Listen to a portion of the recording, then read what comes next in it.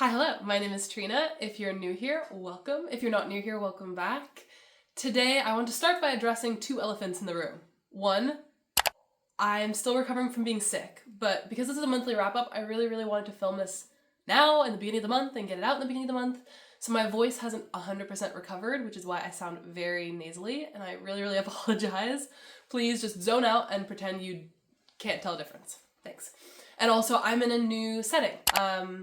If it looks like a grandparent's house, it's because it is my grandparents' house. And all the books in the back are my grandparents' old books, and I can put my own books up, but I might be moving around settings. This may not be where I always film from now on, or for very long, but at the moment, that's where I'm filming for today. With that out of the way though, I want to move on to the important part, which is talking about every single book I read, and 2 books that I didn't read, and 2 books that I'm still reading in May. I will say May was a slower month for me, maybe not like numerically, but it was a slower reading month for me, definitely. I was traveling for 2 weeks in the beginning of the month, and I didn't get a ton of reading done during then, and then I got sick near the end of the month, so it's been kind of a sporadic reading month for me, but I did technically read 13 books, although I will say 5 of those books were the books for my recent vlog about childhood favorites. So while they do definitely count as books, I'm not saying they don't count as books, they were all rereads, and they all took me like 2 hours to reread, so I didn't necessarily put the same like energy and time into them as I would reading a new book or a longer book. So don't let the 13 books deceive you. It was a slower month for me. I only read 8 new full-length books for me, and I quite liked most of them. Not a ton of like new absolute favorites of all time, but no really terrible books this month, so that's always nice. But I'll start off with the books that I read at the beginning of the month and give my ratings and everything like that. And as always, my ratings are just personal to me. A book can be super good, and I'll only give it 3 or 4 stars because of how it personally resonated with me. So, as always, I like giving my ratings because they're fun for me to categorize, but they should not be taken as gospel by any means. I want to start off with the books that I read at the beginning of the month. The very first book I finished this month was A Natural History of Dragons by Brennan. How do I describe this book? It is the first in a 4-book series, the Lady Trent Diaries Journals series, and it's about a dragon researcher, specifically like a woman who devotes her life to studying dragons and advancing the field of dragonology. It's set in like a Victorian, Elizabethan, somewhere between Elizabethan and Victorian England. I don't know the eras there, maybe Regency, I don't even know, but it doesn't really matter because it's not actually set in England. It's set in like a fantasy world that just looks a lot like England and sounds a lot like England and basically is England, but has some twists on it to allow for the fantastical elements of the series. But it still has that sort of vibe culturally of being in like a high society English setting, as the narrator, who is Lady Trent herself, is looking back on her entire life, and now she's like an elderly woman narrator talking about her younger self and how she originally got into dragons. There were a few things I liked a lot about this book, enough so that I'm actually continuing with the series. I have the second book on Kindle Unlimited, and at some point when I'm in the mood, probably in the next month or so, I'm going to continue with the series. But I did have some problems in that I didn't necessarily enjoy it all that much. So I did end up giving it 3 stars. My complaints are very personal to me, and I feel like they might be resolved throughout the books, which is why I want to continue the series and keep going with it. But at the end of the day, it's incredibly historically accurate, gender-wise, in terms of misogyny and patriarchy. If you can imagine like 1800s England, that kind of standard is a very large part of the story. And I'm not saying it's not accurate, it is very accurate, like very historically well done in terms of the way that Lady Trent gets involved in dragonology and becomes a researcher is kind of haphazard because there's a lot of things blocking her way because it's not seen as prudent for her to get into this field. So she has to sort of make friends with some people, she has to get involved and end up marrying a guy who she could see as allowing her to have access to books. But it just was so prevalent in every single conversation, every single interaction. Even when she's proved herself as a researcher, she's incredibly dedicated to this, there's just like, she's not allowed into like the boys club meetings, she has to take care of the notes back at the hotel while the rest are researching. And she's like somewhat okay with this because it's her role as a woman in society. And it's just like, it's just frustrating to read, you know? Like, I want to root for her husband in this book, for example, who like is the reason why she has access to all these books and like is the reason why she gets access to the trip in the first place. And we're supposed to like him because he's so overprotective. But the overprotectiveness feels so patriarchal and that just bugged me. He was like, oh yeah, like you're my responsibility, you're my possession, you're my wife, I have to take care of you. And the main character doesn't really see anything wrong with that, probably because she's socialized in that way. But at the end of the day, it's just, it doesn't make, I'm explaining this so poorly, and maybe if you read this book, you might have noticed the same thing. But for me, it just commits to this period-accurate misogyny that makes it very difficult to read and to like any of the characters involved, especially because even the main character, Lady Trent herself, has a lot of internalized misogyny and is like very cruel and dismissive to the people that they encounter on their travels. Like, it takes her so long to warm up to this woman who is taking care of her in this hotel, and like there's also a lot of like period accurate discrimination against the people they encounter and like less civilized societies that I don't feel like is talked about enough. And I think that's intentional by the author. Like I don't think there's anything wrong with the way that Marie Brennan wrote it, because it seems like Lady Trent looking back at her younger self is like, I was so naive and childish and I knew nothing about the real world. Like, I think that that's going to develop and change throughout the series and that it won't be as prevalent of a feature. But I would just say I didn't enjoy the reading experience. Although I did like the ending. I liked the ending a lot. Which if you read that book, I don't know, maybe there are some people who thought the ending was sad, but I was a fan. It's like, yes, now we can finally get started with the story. So I will be continuing it, but this first book was like a 3-star for me. It was like, I love the ending, I love the drawings and the artistry, but the commitment to this retrospective narrator of like an older Lady Trent looking back on her life and like deriding her younger self just didn't make it the most pleasant reading experience, I'll say that. And then the second book I read like right after that, kind of in a similar vein, I don't know, is Lady Trent YA? I don't know if it's YA or not. But the next book I read was a YA fantasy, or a YA dystopian fantasy, and that is Fable for the End of the World by Ava Reid. This is my first Ava Reid book. I don't know if it necessarily speaks to all of her works. I don't know if she only writes YA or if she also writes adult. I don't know a lot of things, but I'll get into Fable for the End of the World specifically, which is like a heavily Hunger Games inspired book. You can just tell by the setting and the vibes, but specifically focusing on critiquing this like basically last stage capitalism world.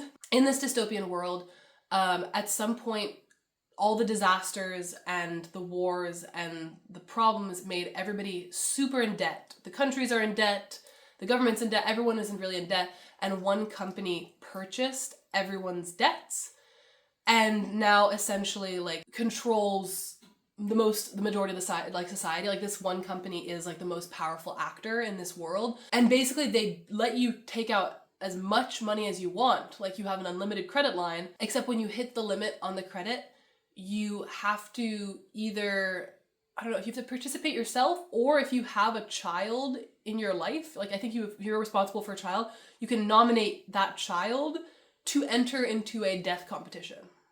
See where the Hunger Games-ness of it is, except Hunger Games I think deals way more with like propaganda and those kinds of themes in terms of like, this is a symbolic tournament that they're doing. And here it's literally something to erase debt. And the main character of the book, Inessa, her mother hates her in kind of like a cartoon villain style, but I'll let it be, and nominates her for this death competition where she's going to be hunted down by one of the company's angels, which are like biologically enhanced soldiers that are sent out to kill these people in like a dramatic way while drones watch and people like watch online. Inessa is hunted down by Melano, is the angel assigned to her. Melano ends up falling in love with her over the course of the book. The two of them fall in love, kind of like forced proximity. Melano's tracker gets disabled and she's like injured, and the two of them like are stuck in the wild together, so like forced proximity means they fall in love, and then they try to like rebel against the company. I'll start off there. I did really, really like the relationship between Melano and Inessa. I feel like it was given enough time to like actually grow organically. It wasn't like they were like insta in love. I did like that part a lot, but I did end up giving this also 3 stars. I'm kind of just throwing out 3 and 4 stars this month a lot, but I give this book also 3 stars. Although I liked it and I feel like the world building was kind of interesting and had a lot of potential, I feel like a lot of plot points didn't make sense, or they were kind of like juvenile in the way that they were like conjured up in terms of how she ended up in this plot line, and in terms of resolving things with like Melino's backstory having to be written into the beginning of the story before we actually get to the actual plot of this book, which took up a lot of time. I'm not saying I didn't like it, but I do feel, I don't know, there was something about the plot that was just very messy. It kind of speeds up all of a sudden and then it really, really slows down. Like, we are incredibly slow in the beginning as we're getting Melino's whole backstory and Anessa's whole backstory for a long time. And then this death competition is happening and they're thrust into a lot of action. And that's about like 10% of the book. And then all of a sudden Anessa and Melino are in this forced proximity rom-com together in the middle of the forest. And then that takes up like 40% of the book. And it wasn't well paced, and the plot didn't make a whole lot of sense for what the societal critiques were supposed to be about. I feel like, although I liked the romance, it didn't fit. I just had problems with it. It didn't really necessarily work with me. But that is Fable for the End of the World. And then in the early stages of the month, I also was working on an audiobook, as I'm prone to do. At every single stage, I'm always have an audiobook on back burner. And the first audiobook I finished this month was Codependent: Living in the Shadow of AI by Madhumita Murgia.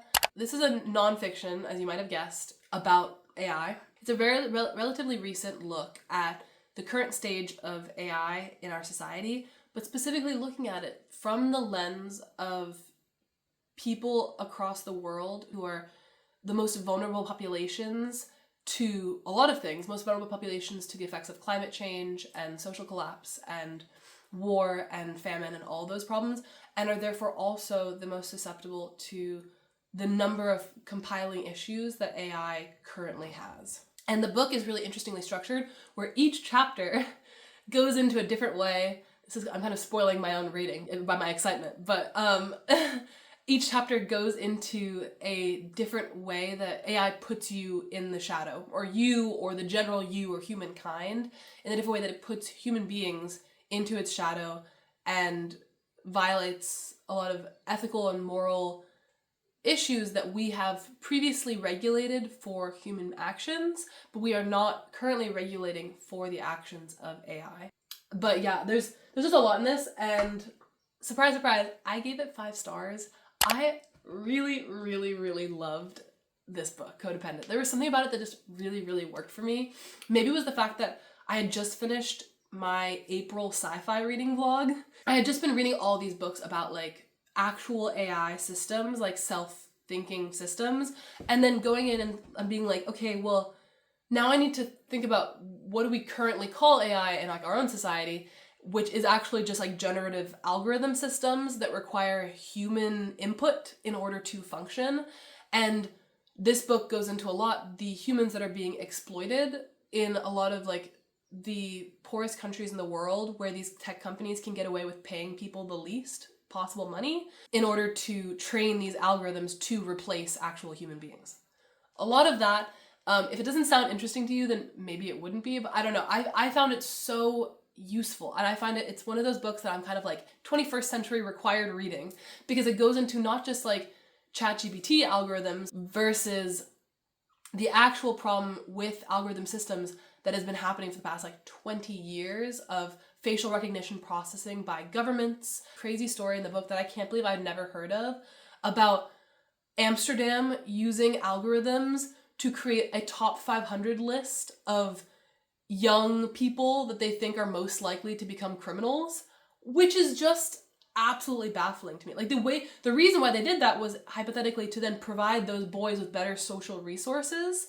But in reality, it just led to more harassment, more encounters with the police that just made them more likely to be algorithmically on this list, which I just can't believe. I can't fathom that that was an idea that people thought was actually a good idea in Amsterdam and that they had running for so long. Like, that was crazy to me.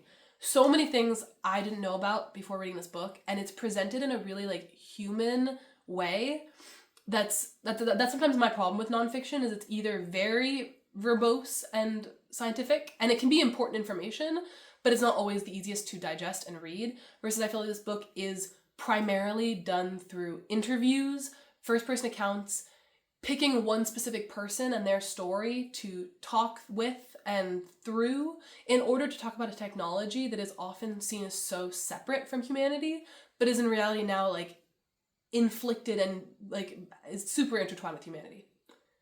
I'm ranting about this. Sorry. I give it 5 stars. I love this book. I think it was so well narrated by the author. The interview with the author at the end of the audiobook on the Spotify premium version was really, really fascinating and useful. Just so many things I loved about this. I can't recommend it enough for people that are kind of like getting most of their information maybe about the current state of AI and its problems from social media apps. Maybe then you're letting algorithms feed you information about AI. I would really recommend maybe reading this book and getting maybe additional perspectives that you hadn't heard of before. But that's my spiel for that. I feel like I'm talking way longer than I usually do about books because my brain like can't be concise because I'm still recovering from sickness. So we persevere. Apologies. In the next part of the month, I was traveling, so I didn't necessarily read or listen to very many books, but I did get through some of them or started some of them. The first one was another audiobook that I started after Code Dependent, and that is actually a memoir audiobook, Leg, the Story of a Limb and the Boy Who Grew From It by Greg Marshall.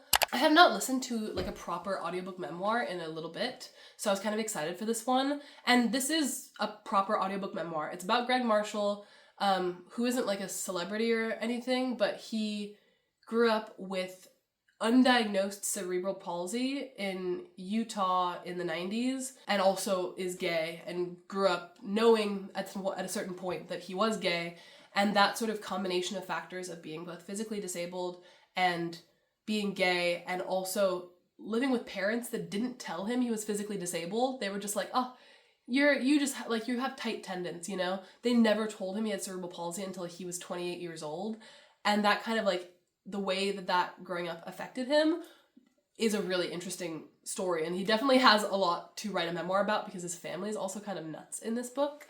It's a really, really interesting memoir that is like really like family driven, especially because Greg has such a close relationship with his parents. I did cry at one part when, this isn't a spoiler because in the very first chapter he basically spoils his own life. He spoils everything that happens. And one is that his father passes away when he's relatively young, in his early 20s, from ALS. Yes, he passed away from ALS really, really rapidly when Greg is very young. And in those chapters, I sobbed my eyes out. I really loved his dad, and the way that he writes about his dad is so emotional. But I ended up giving this a healthy 3 stars once again, because I did like a lot about it, but it did kind of feel like this memoir started out as a collection of essays about Greg's life that he then decided later to bring together into a memoir format. Like he put the essays somewhat chronologically, but sometimes they still jump back and forth and like smooth over the ridges between the essays so they flow into each other. And especially it feels like the longer you get into the book, like the later chapters of the book feel more disconnected. Like he kind of like was like, oh, I don't have to connect these as much. Like he didn't, like as he went through, he didn't necessarily like bring them all together in the same way near the end of the book, which isn't necessarily a bad thing, except it just made it like a really inconsistent tone and storytelling style, and made it a little bit harder to follow when you're going in expecting like a sequential memoir. And I just feel like it would have been better off to be like a series of essays, to be an essay collection about his life. So while I still liked it, I started getting like frustrated with the style and the storytelling style near the end. Also just because his family is so sarcastic and so passive aggressive. They're all like, their whole like family motto is like, don't talk about your feelings, just make jokes about it. And I'm like, me personally, can't do that. So it didn't always let the reader like sit with these really emotional things happening in Greg's life. And it's totally fine if in his life he wants to move through these things in the way that his family always has done. That totally makes sense. But like as a writer, you want your readers to sort of sit with these emotions, and I feel like it was also not really written in a way that necessarily allowed for that. But I still liked it. I didn't hate it at all, but it would have worked better as an essay collection, I think. And then, while I was traveling, I finally got in from the library the sequel to Infinity Gate. I got Echo of Worlds by M.R. Carey, the second book in the Pandemonium series, duology. That's the end of the duology. I read Infinity Gate in April, and I loved it. I gave it 5 stars. It was a new favorite sci-fi, absolutely, for me. It's something about like the character building in Infinity Gate just really, really worked for me. Essentially, the series is, I talk about the series so much now, but it's essentially a duology set in a reality, in a world where there are infinite versions of Earth existing simultaneously. As civilizations develop, some civilizations develop the ability to travel between those Earths, like they develop the technology for it, which obviously can create conflict, but there is a like grand body, the Pandemonium, that rules over a lot of these worlds, that once they discover they can do this, then they communicate with each other, and they enter into this like conglomeration of like alternate realities of Earth occurring simultaneously. Anyways, that's like the concept for the world, but then the story is so much bigger than that because you're introduced to other forms of intelligent life, and there's this whole conflict of artificial intelligence, actual artificial intelligence versus human intelligence, and the difference there and the conflict there. And like I said, I loved Infinity Gate. Echo of Worlds, I loved, but I didn't necessarily love it as much. I gave it 4 stars. A healthy, loving 4 stars. A pat in the head style 4 stars. Mostly in terms of I was comparing it a lot with the way that Infinity Gate made me feel. And this book just didn't necessarily make me feel the same way that Infinity Gate did. When I tried to like interrogate that for myself, I think it mostly came down to the fact that Infinity Gate was giving the backstory to all the main characters and how they got to this place and how they were brought to this point in the story, versus Echo of Worlds is like, okay, well now we're at the actual point of the story, so all this like action is happening, real things are occurring, and plot is actually developing and all of this stuff. And I really did love the ending of the duology, and I think it wrapped it up really well, but it didn't necessarily give me that same like feeling that Infinity Gate did, so that's why I gave it 4 stars. But I still really, really love this duology, and I do recommend it to like sci-fi lovers because I think it's such great sci-fi. It deals with some of my favorite questions in sci-fi personally. I wrote a longer review on Goodreads about some of the more detailed plot stuff, but some of the characters that in book 1 were so interesting because they're not even characters, like more like actors in this world, like factors and beings or whatever, were so mysterious and separate. And then they become very real and they have a role in the second book, which as they shouldn't just stay mysterious, but I liked the mysteriousness. So for a number of reasons, this didn't necessarily hit as hard as the first book, but I still liked it. And then speaking of sequels, I also, while I was traveling, finally started and finished the final Emily Wilde book, Emily Wilde's Compendium of Lost Tales by Heather Fawcett. I love this series. I really, really do love this series. The first 2 books are just the best vibes. I love Emily and Wendell so much, and I love the whole concept of how Heather Fawcett committing to this like journal style writing and everything like that. It's set in a world. This is also set kind of similar to A Natural History of Dragons. It's set in a world where people study fairies. Fairies exist, people know fairies exist, and there is a branch of research dedicated to studying them and their mysteries. And Emily Wilde is one such researcher, and the books take us through her journey as she goes out on various research expeditions and gets pulled into this like longer plot. And so obviously this final book in the series is primarily dealing with this longer plot. So I will say I did only give this book 4 stars. And I say only because I gave the first 2 books in the series 5 stars. And I still think that they're 5-star books. And I low-key think upon a reread, like in a year or 2, when I reread Emily Wilde's Compendium of Lost Tales, I think it will be a 5-star. But going into this book, it's very different to the first 2 books in terms of we have like a very different setting, and it's structured plot-wise in a way that finally is dealing with a bunch of action and plot that has been a through line in the first 2 books, and now we finally have to like deal with that storyline. It's finally coming up actually. And I just felt like I wasn't expecting that. Like, it moved very slowly in the beginning versus like the first 2 books in the series are like introducing us to a new setting and luxuriating like this travel dialogue. I don't know. I don't even know how to describe it. It felt a little bit different, which I just had to get used to.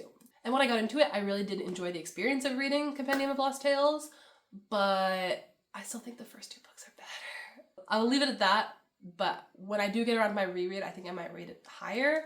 It was just like my expectations were set so high, and I was like, it's a little bit different. I don't know if I like different.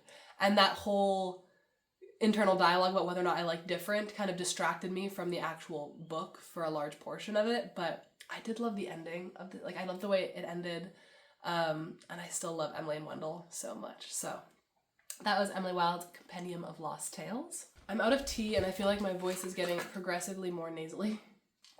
I'm so sorry for your ears. Near the end of the month is when I did my childhood reading video, and I talked about these books ad nauseum in that last video, so I'm gonna go through this rapid fire just because I don't think I shared my ratings in that video, so I just want to go through and share my ratings for all of these really fast.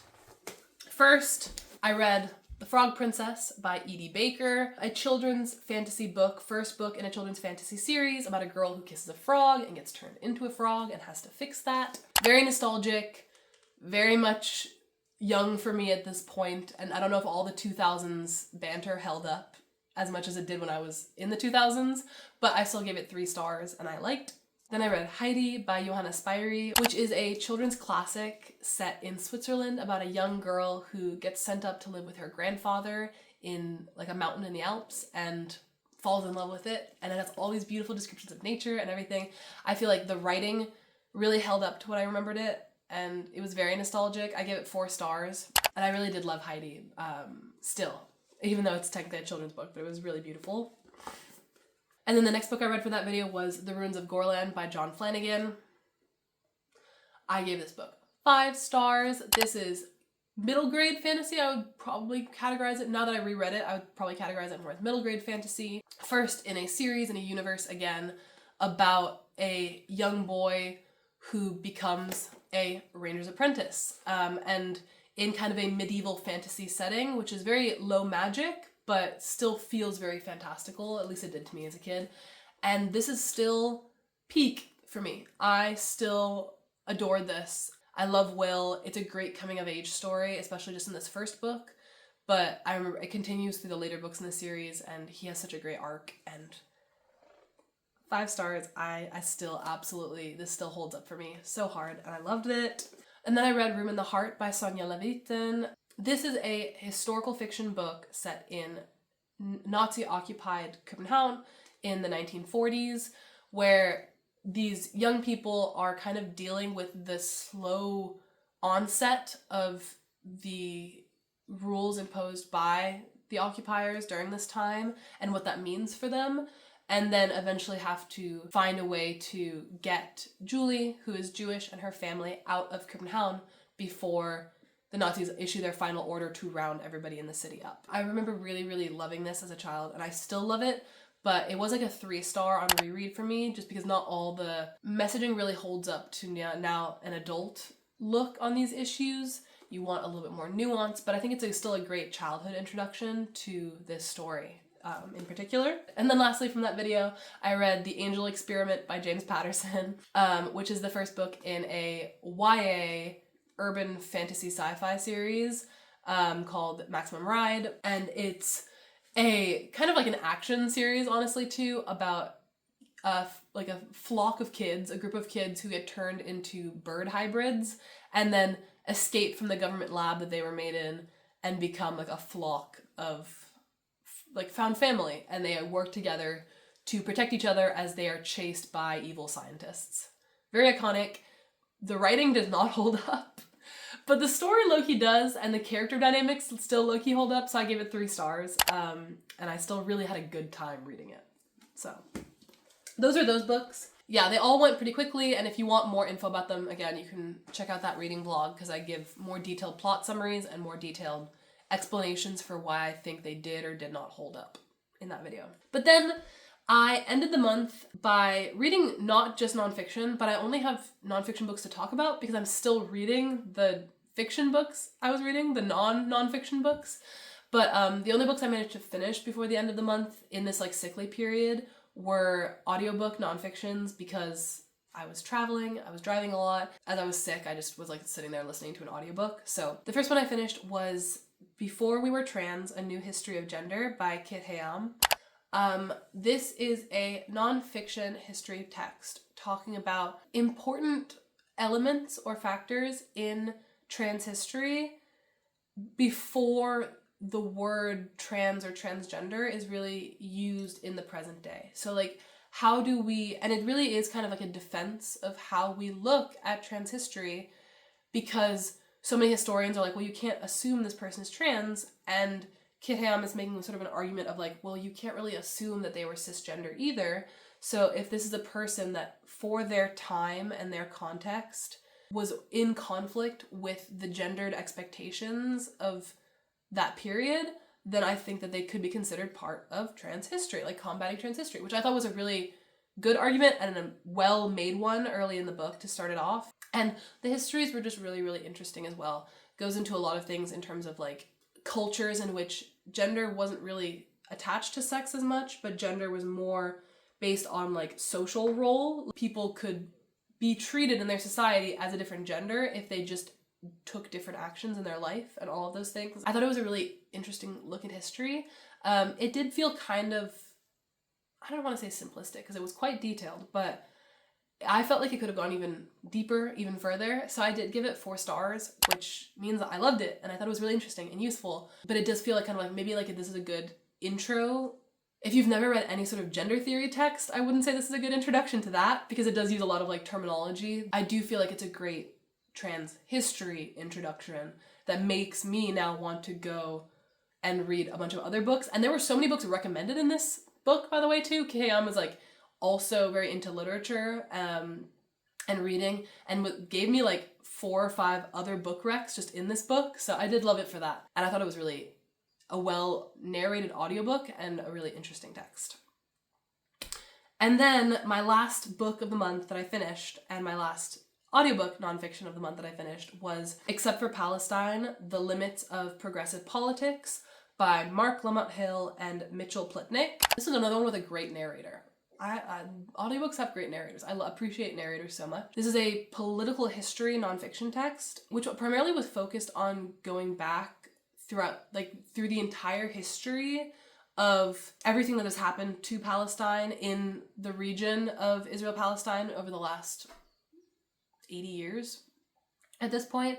It was published in 2021, and it's kind of sad to read it now, knowing that the authors are basically using this book to plead with progressive politicians in the West to treat Palestine like they do other occupied like states, they do other occupied regions, places that are settled, and treat Palestine and the human rights abuses occurring there with the same seriousness that they would treat it in other locations. And then knowing now that that still hasn't occurred and it's still not a priority for progressive politicians, for a great number of progressive politicians in the US, is to really, even though the condition there has obviously become markedly worse and they still haven't fixed it. So it's really sad to read it in that light, but I found it really, really useful because it was sort of this look at the entire conflict, but through the eyes of what progressive politicians didn't do in the West. I thought it was really, really informative.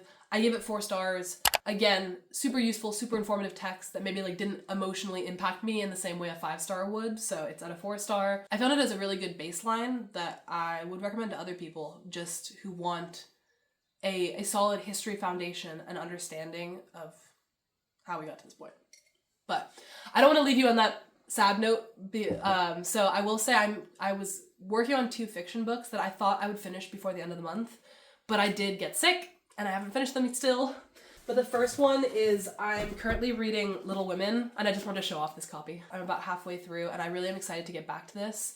I literally was reading about the part where like Beth gets scarlet fever in the middle of the book, and I got sick and I was like, Beth gave me scarlet fever. No, but I'm really, really loving this. It's such a beautiful classic. It kind of reminds me a lot of Heidi in the ways that like it's imparting life lessons each chapter. And I wonder if that's going to continue even now in the second book, like the second half, which is dealing with them as adults. If it's still going to be like kind of life lesson-y in the same way, or if now the narrative's going to change. I'm intrigued on that point. So working on that. And now I'm also reading a book called The Resurrectionists, which is a historical horror, I don't even know what to call it, historical fiction set in 1700s Edinburgh about body snatchers, people stealing bodies from graves in order for medical institutions to use them as cadavers. It's an interesting book. It's also been intriguing to me, and I'm excited to get back to it and finish it up. I wanted to briefly mention I also DNF'd 2 books this month, which I won't give a ton of time to, but the first one I DNF'd was a book called, oh god, I don't have it written down, so I've forgotten the author's name now, I apologize, but it's All in Her Head, which was a book I was recommended on TikTok as a nonfiction about kind of medical misinformation as it concerns the female body in science and medical practice, which I DNF'd because I read the intro and I read the first chapter and it was really, really interesting, but I started getting like a weird vibe in terms of like the trans exclusionary language that the author was using, which it doesn't, like, not every text has to talk about trans people. Like, I'm not saying that, like, I'm not saying the author is a TERF or anything like that, but the first chapter was dealing specifically with breasts and plastic surgery concerning breasts. Like a whole chapter about cosmetic surgery. Because the chapter was about skin, so it was primarily about like cosmetic surgery on skin.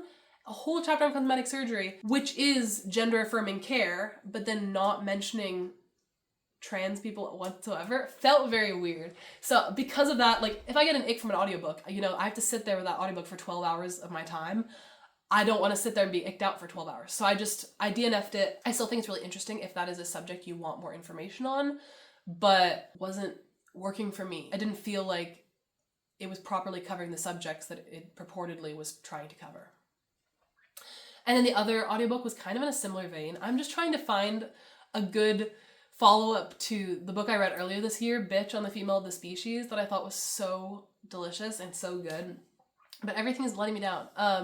The second book is called Eve, which how the female body drove evolution, something like that. I don't remember the title fully.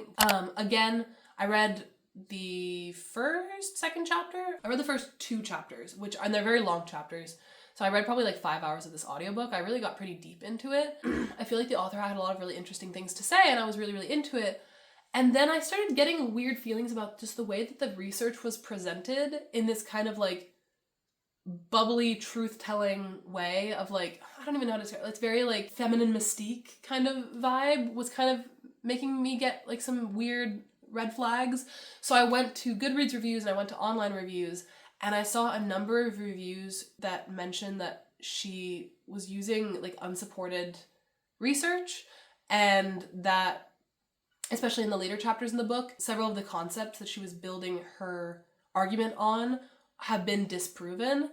And that was a big instant no red flag for me. I was like, oh, I'm not going to dedicate 15 hours of my life to this incredibly long audiobook if it's not backed up by science. So if anyone knows more about that or could tell me more, like maybe the people online were wrong, but just because of that, I got an ick and I DNF'd it. So, but those are the only 2 DNFs I have this month. I rarely DNF, and as you can tell, I mostly DNF for audiobooks because I have to sit with that audiobook for a very long time. So if I don't want to listen to it, I won't. Those were all the books I read, DNF'd, or I'm currently working on in May. Thank you so much for watching, especially through this voice. I'm sorry.